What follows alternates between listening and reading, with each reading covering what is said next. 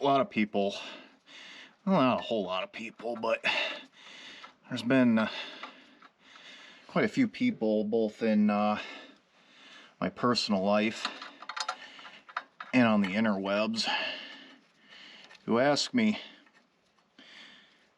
how did you get so good at wrenching on shit or fixing on things, or really any sort of niche anything? And I gotta be honest with you, I'm really not good at anything that I do. I abide by the classic cliche of, you know, oh, what is it? Jack of all trades and master of none. I have a bunch of different hobbies that I enjoy, whether it's electronics, firearms, construction, or wrenching on shitty old Ford trucks.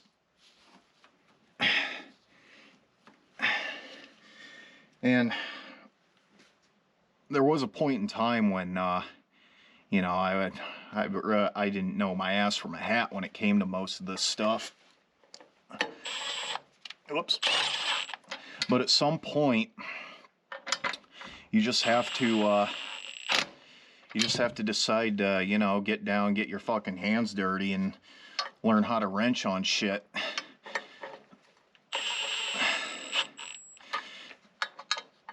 I know there are Chevy and Dodge guys who probably watch this, and they're like, haha, Ford guy, dirt, and you know, that's fine. You know, I started off wrenching on trucks with it was an old square body Chevy, which is one of the reasons why I'm honestly not a big fan of square bodies. I think they're made very cheap. General Motors absolutely shit those trucks out by the tens of millions between the late 70s and the late 80s, and the fucking shit that they make the bodies out of is absolutely just abysmal. But I also had a 98 half-ton 1500 K1500, and that kind of put a bad taste in my mouth with Chev and whatnot. I mean, don't get me wrong, they're not bad trucks intrinsically. It's just I can't get behind the Chevy suspension, just changing out fucking ball joints, tie rods, and CV axles every time you do an oil change. It gets old after a while. And you know, Fords have their problems too, particularly the power strokes and the 5.4 Triton. Yeesh. Let me started on that fucking thing. But anyway, getting back to skills and what such. I mean, honestly, to get into this, you really don't even need to have any mechanical knowledge whatsoever. You know, you just have to have aptitude. Again, another Ford cliche. Henry Ford famously said, whether you think you can or you can't, you're right. This is my first time doing a transmission swap, at least from auto to manual. And I gotta be real with you, I don't have any idea what the fuck I'm doing.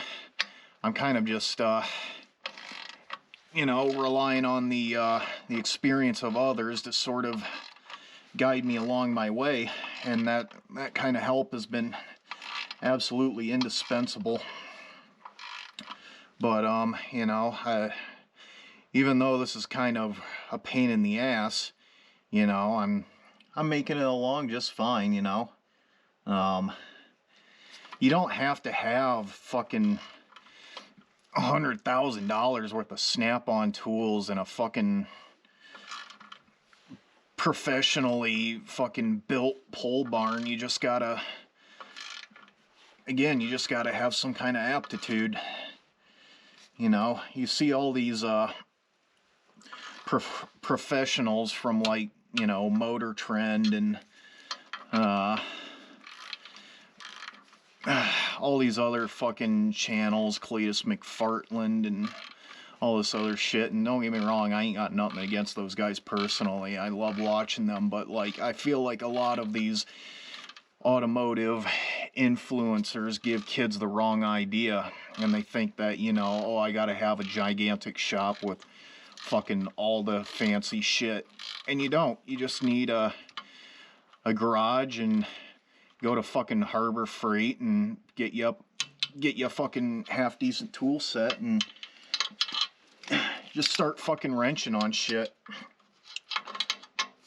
Get you some kind of a shitty old beater, you know, one of those cars that you can get parts easily for. I will say that's a big caveat. You definitely want to get something that has really good parts availability. But like a Ford Ranger. Ford Rangers are fucking everywhere, and they're dirt ass cheap. I mean, they are dirt fucking cheap. Especially up here in the Rust Belt, you can get a used Ranger with like 150 grand on the clock for as little as 2,000 or 3,000, depending on how much meth the seller is tweaked out on. But yeah, man, like, if you're watching this, and I assume you know, if you're watching me do a transmission swap, you probably have some kind of idea of what's going on. But like, in case you don't, you know, again, like, I'm operating out of a fucking 20 by 22 garage with, and I have, you know, I got a few $1,000s worth of Snap-on in my box, but I didn't start off that way. You know, you see me with, you know, this fancy pants fucking Milwaukee Light. I got a few of them, and didn't used to be that way. Started off broke as fuck, and you know, really shitty tools. And it's like Clint Eastwood said in Gran Torino, you know, over the course of several years, a man just gets a whole bunch of or you just you know, fuck, what am I trying to say? You just you gather tools over time. Doesn't have to be the highest quality. I mean, shit, I'm using a fucking Icon torque wrench, and that's perfectly good enough for my practical purposes. I fucking love this thing. I have Snap-on ratchets and fucking Matco and Mac and Cornwell. But let me tell you, this fucking Icon stuff is absolutely tits, especially for the price. But yeah, man, don't let the world try to discourage you, you know, and don't let people tell you you need this fancy shit or whatnot. So I guess what I'm trying to say here is, you know, this isn't impossible.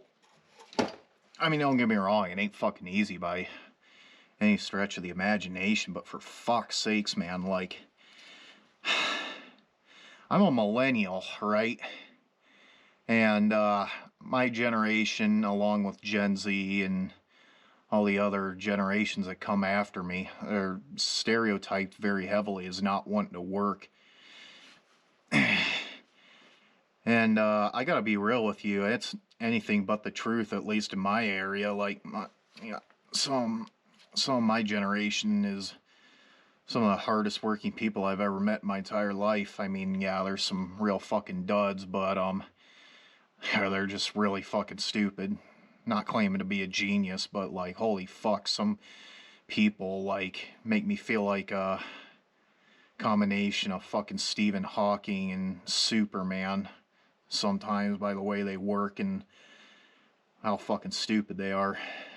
That's coming from me, so that's how you know shit's bad. You know, I know this is an instructional, well, I don't want to have this come off as an instructional video. This is just a how I did it video, not a how-to, but if I could give you any bit of advice, is a man is always judged by his actions and his, you know, what he's done with his life. There is no refuge in your gender or your race or your religion or really any other niche demographic that you so happen to be part of. You are only what you make of yourself, and I had to learn that the hard way. And if you make yourself into a badass who can do just a little bit more work than the next guy, you're pretty well set. You see, that's the thing that, like, people these days don't really understand, is you don't really have to do all that much work. You just got to do a little bit better than the next guy, and you look so good by comparison. It's fucking crazy, but, like, that's just how shit works these days. And yeah, so that all being said,